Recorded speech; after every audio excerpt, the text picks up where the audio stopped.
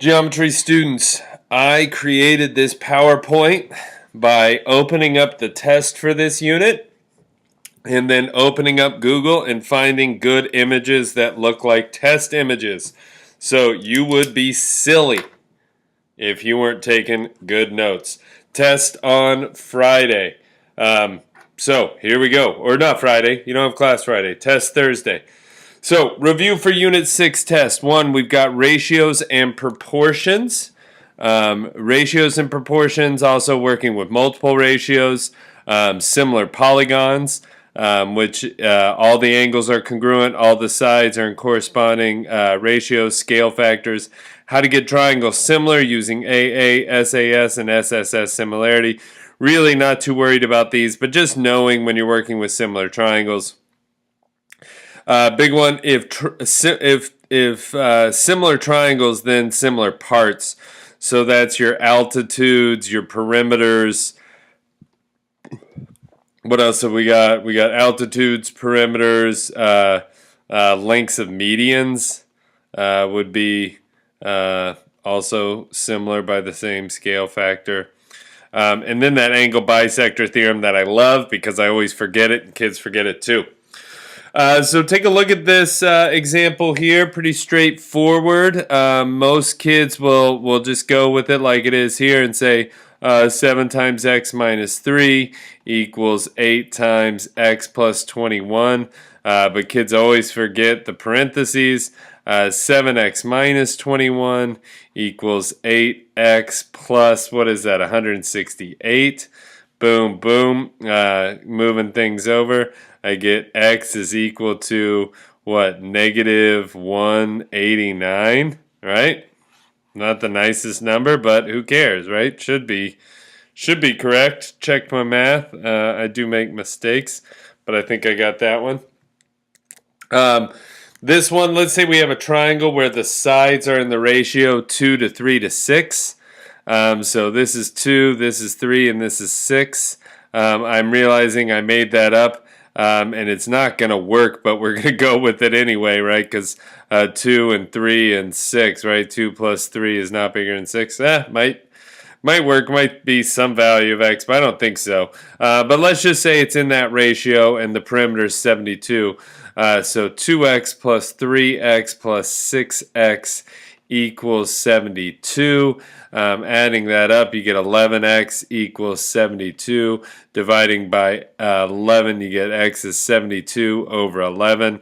And there you go. Leave your answer that way, solving for x. If I said find the 3 sides, then I'm really mean.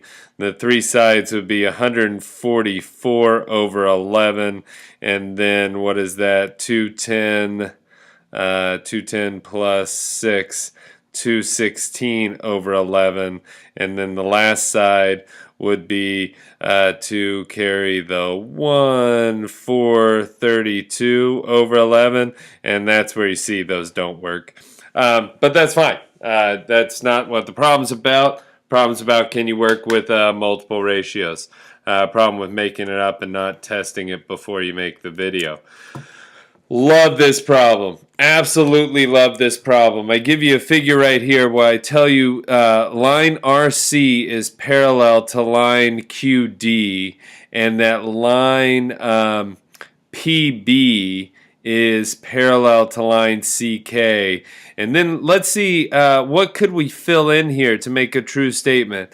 PR is to PQ what something is to PB. And if you don't see it there, you've got this similar triangle right here.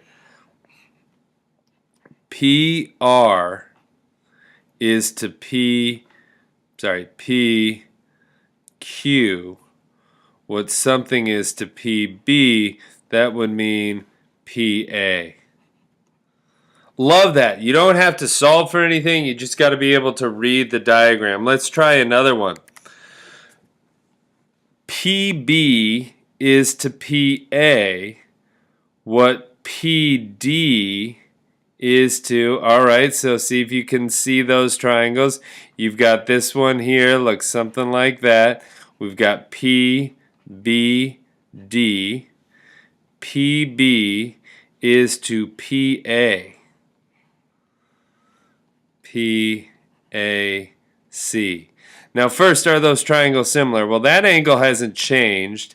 And because I know this is parallel to this, I know that this angle here is the same as this angle here. So yeah, those triangles are similar. And now once you see those triangles, PB to PA, what PD is to PC. All right, and another one. Gosh, this is my favorite picture so far. Such a cool one.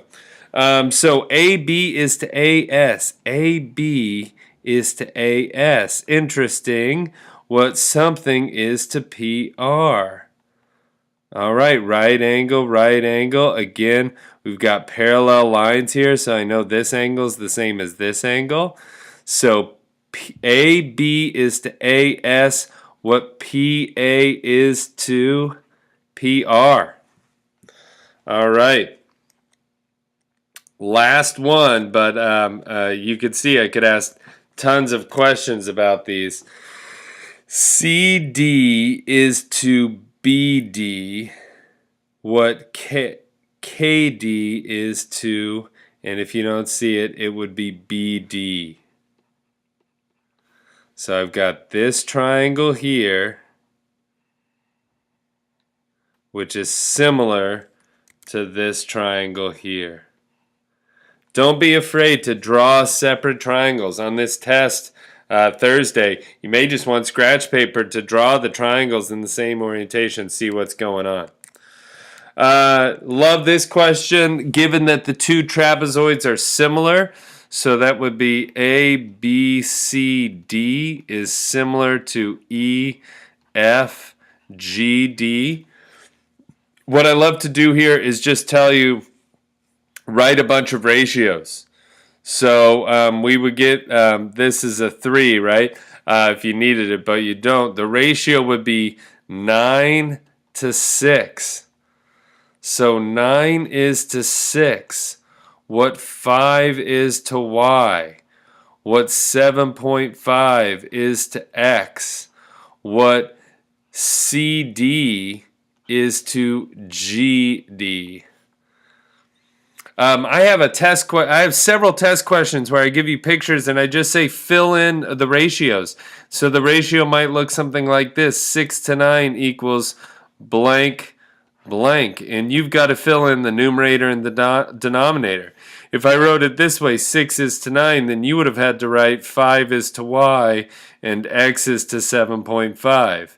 If I give you blanks, then you should be able to fill in those blanks.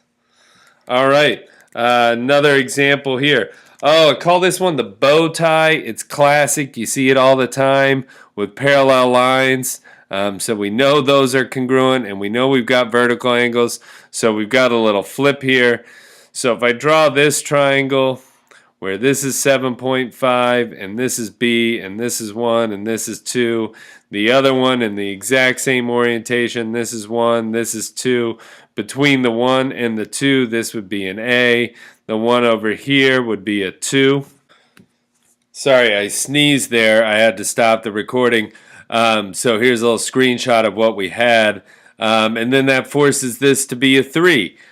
So the only ratio we could really write here is B is to 2, what 7.5 is to A, and we don't have enough information to solve. And then if I told you this was, I don't know, this side here was a Z, then you could say Z is to 3. But that's all you could do. You do know you have two similar triangles, but without that information and no letters there, nothing to write. Okay, clearing that. Next one here. Love this, writing some similar triangle ratios. So what I would probably ask you to do is say X is to 17, what blank is to blank. And what most kids will do is, even though it's written here, they'll say something like 22 to 16. But what has to go here is a 38, because we need this entire side. Right? Now, I will tell you that 16 is to 22 what 17 is to x minus 17. So see how I got that there. That side would be x minus 17. So both those ratios work here, but 16 to 22 is not the same as 16 to 38. So you got to be careful. Got to be careful finding those whole sides and dealing with parts. Because if I came back and I told you this was y and this was some value, I don't know, if I told you this was something like 43, you'd be able to solve for y, but you'd have to use this ratio and say 38 is to 16 what 43 is to y. Good. Another example. Oh my gosh, this is the second time you've seen this question.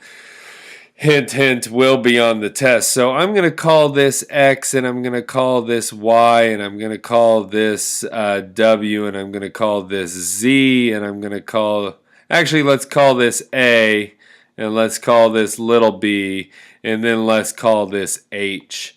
Love this problem. Love this problem. You've got three triangles here. I'm going to draw them all in the same orientation.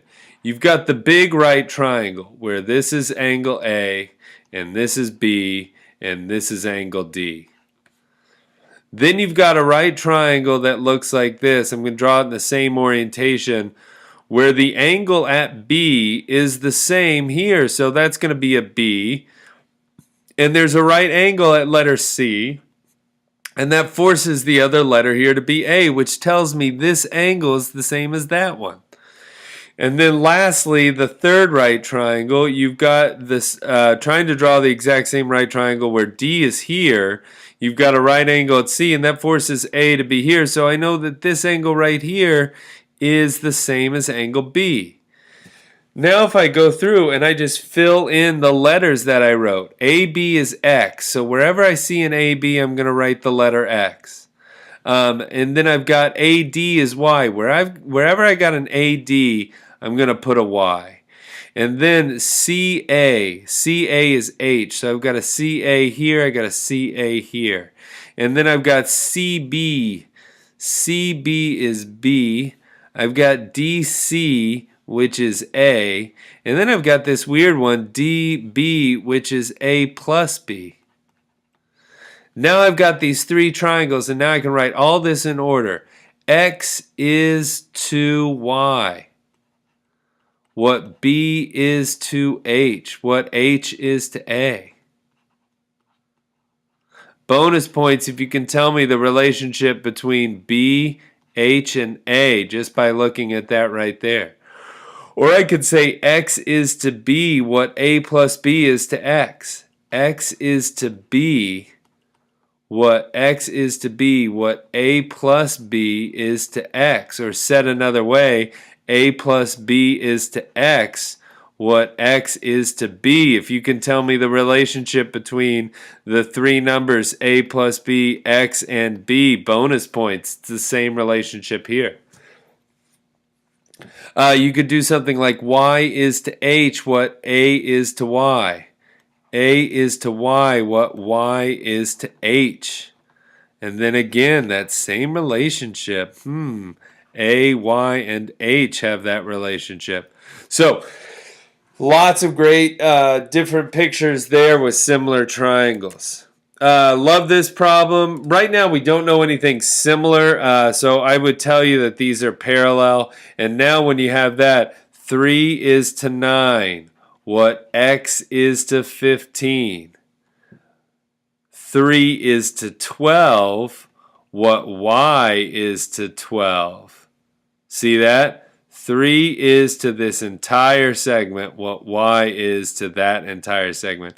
So I know that's a 3 then, by the way. That's a pretty easy ratio to solve. And then here I can easily solve for X, multiply both sides by 15. You got a 3 that goes into that, and you got 15 over 9. So I think this X here is actually equal to 15 divided by 9. Let me just do that out real quick, make sure I did this correctly. Multiply by 15, multiply by 15. 3 goes into this. I didn't, by the way. It should be a 15/3. Good. So lots of good stuff there. And then, oh, love this. This is that angle bisector theorem I always forget about. Don't forget about it. 5 is to 7 what A is to 5.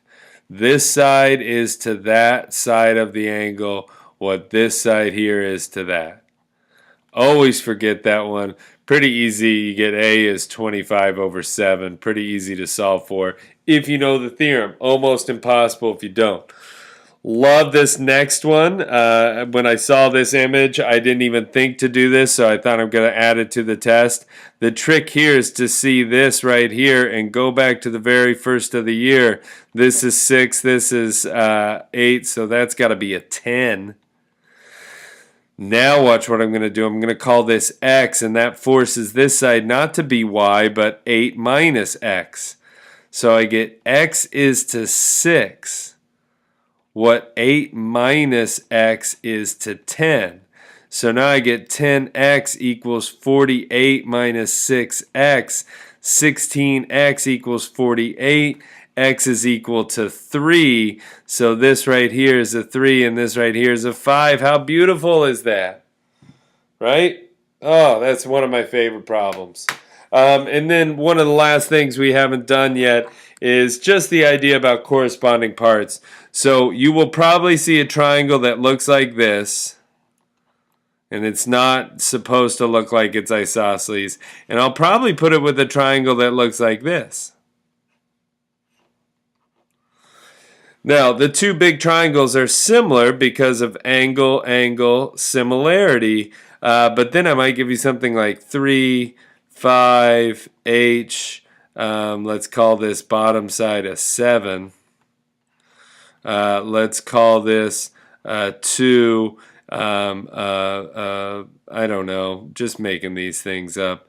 A 4, an X, and call this thing a Y. So you'd have to do Y is to 7, what X is to 3, what 2 is to H, what 4 is to 5. Now you could solve any one of those individual ratios now that you've got that 4/5, but I might just give you the question where you write all those out. Okay, so notice this video didn't have anything new. It just had lots of examples of kinds of problems you could see on the test Thursday. I'm going to do my best to write a pretty comprehensive review for Tuesday's class for you to practice with. But get ready. Test on Thursday. There will be no proofs on the test, but I'm going to see how hard I can make this similarity test. All right. Have a good night. Peace.